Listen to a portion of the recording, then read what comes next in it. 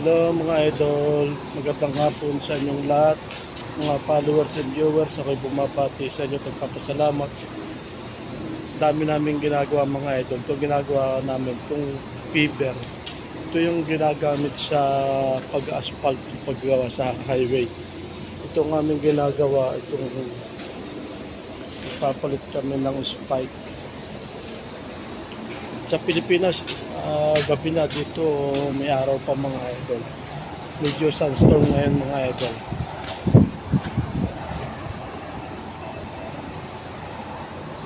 Ito yung ginagawa namin. Dami-daming trabaho mga idol.